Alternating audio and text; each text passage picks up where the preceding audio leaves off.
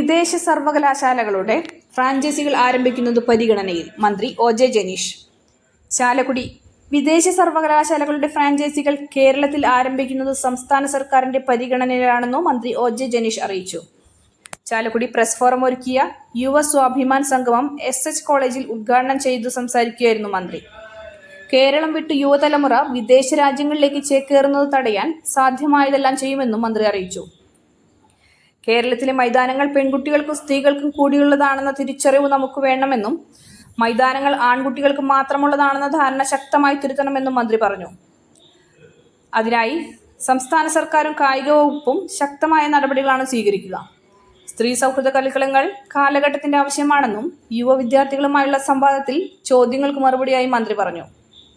വിവിധ സ്ഥാപനങ്ങളിൽ നിന്നുള്ള വിദ്യാർത്ഥികളായ സിയ സത്യൻ, കൃഷ്ണപ്രിയ, ഷഹീന, നിഷ, സഫ്ദർ സുൽഫിക്കർ എന്നിവർ മന്ത്രിയുമായി സംസാരിച്ചു. Press forum president Ramesh Kumar Kuzhikkattil അധ്യക്ഷത വഹിച്ചു.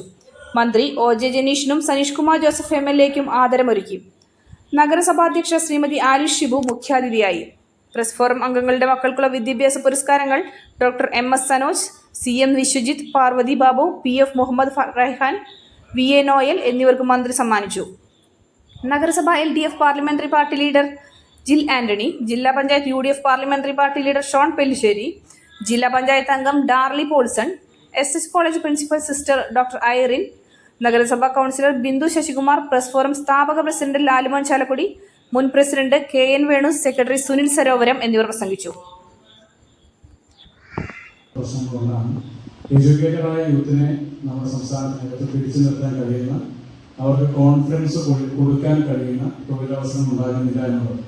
ഇപ്പോൾ നമ്മുടെ ഗവൺമെന്റ് മുമ്പിൽ ഏറ്റവും പ്രധാനപ്പെട്ട ഒരു പദ്ധതി അത് തന്നെയാണ്. നമ്മുടെ സംസ്ഥാനത്ത് നിന്ന് വിദ്യാർത്ഥികളും ചെറുപ്പക്കാരുമൊക്കെ ഇങ്ങനെ കുത്തിയൊലിച്ച് വിദേശ രാജ്യങ്ങളിലേക്ക് പോയിക്കൊണ്ടിരിക്കുന്ന ഒരു കാലം. അതിനവരെ കുറ്റം പറയാൻ സാധിക്കില്ല. കാരണം ഇവിടെ എന്തുണ്ട് എന്ന് അവർ നിരന്തരമായി നമ്മളോട് ചോദിച്ചുകൊണ്ടിരിക്കുക. അവരുടെ ആഗ്രഹങ്ങൾക്കനുസരിച്ചുള്ള തൊഴിലവസരങ്ങളോ വിദ്യാഭ്യാസ അവസരങ്ങളോ ഉണ്ടാകുന്നില്ല എന്നതാണ് ഏറ്റവും പ്രധാനപ്പെട്ട ഒരു പരാതി. ആ പരാതി പറയുന്ന കൂട്ടത്തിൽ പക്ഷേ നിങ്ങളുണ്ടാകാം, കുറച്ചും പോലെ ഞാനും ഉണ്ടായിരുന്നു അതുപോലെ തന്നെ. അപ്പോൾ നമുക്കത് പരിഹരിക്കപ്പെടേണ്ട ഒന്നാണ്. നമ്മുടെ ഗവൺമെന്റ് ഈ തെരഞ്ഞെടുപ്പുമായി ബന്ധപ്പെട്ട പ്രകടനത്തിൽ തന്നെ പറഞ്ഞ ഏറ്റവും പ്രധാനപ്പെട്ട കാര്യങ്ങളൊന്നാണ് വിദേശ സർവകലാശാലകളുടെ ഫ്രാഞ്ചൈസികൾ കേരളത്തിനകത്തേക്ക് കൊണ്ടുവരുന്നതുമായി ബന്ധപ്പെട്ട കാര്യങ്ങൾ. 10 വർഷക്കാലം മുമ്പ് ഉമ്മൻചാണ്ടി ഗവൺമെന്റ് കാലഘട്ടത്തിൽ അദ്ദേഹം തുടക്കം കുറിച്ച ഒന്നാണ്.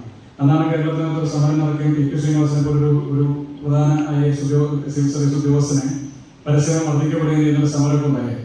പക്ഷെ പിന്നീട് ഗവൺമെന്റ് 10 വർഷത്തിനിടയിൽ അത് വീണ്ടും കൊണ്ടുവരാൻ വേണ്ടി ശ്രമങ്ങൾ നടത്തി, പക്ഷെ നടക്കാതെ പോയി. പക്ഷെ അന്ന് പ്രാവർത്തികമായിരുന്നുവെങ്കിൽ ഇന്ന് നമ്മുടെ സംസ്ഥാനത്ത് നിന്ന് വിദേശത്തേക്ക് പഠനത്തിന് വേണ്ടി പോകേണ്ടി വരുന്ന വിദ്യാർത്ഥികളുടെ എണ്ണം ഒരുപക്ഷെ കുറയുമായിരുന്നു. കേന്ദ്ര സർവകലാശാലകളിലേക്കോ ഓക്സ്ഫോർഡ് സർവകലാശാലകളിലേക്ക് ഫ്രാഞ്ചൈസികൾ പോലെ നമ്മുടെ സംസ്ഥാനത്ത് വിദ്യാഭ്യാസ അവസരങ്ങൾ ഉണ്ടായേനെ. അവസരം മാത്രമല്ല, തൊഴിലവസരം ഉണ്ടായേനെ. ഇന്നത്തെ കാലത്ത് തൊഴിലവസരങ്ങൾ 10 വർഷം മുമ്പത്തെ യു.ഡി.എഫ്. സർക്കാരിന്റെ അധികാരത്തിൽ വരുന്ന സമയത്തിൽ നിന്നും ഒരുപാട് മാറി. പുതിയ കാലത്ത് വിദ്യാർത്ഥികളിരിക്കുന്ന തൊഴിലവസരങ്ങളുടെ സ്വഭാവവും ഉടമസ്ഥർക്ക് സ്വാഭാവികമായിട്ടും KSRTC-യാണ്. പക്ഷേ അതിൽ സൗജന്യമായി യാത്ര ചെയ്യാൻ ആ ഉടമസ്ഥതയിലുള്ള KSRTC ഉദ്യോഗസ്ഥർക്ക് എല്ലാവർക്കും സാധിക്കണമെന്നില്ല.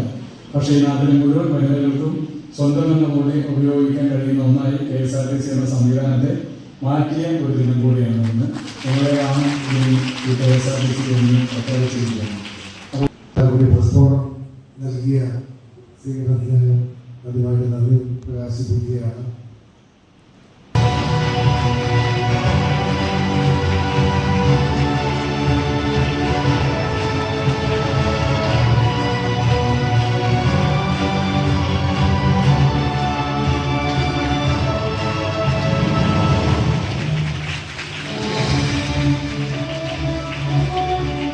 അടുത്ത ആദ്യത്തെ സ്വീകരിക്കുന്നതിനായി ചാലക്കുടിയുടെ വികസന നായകൻ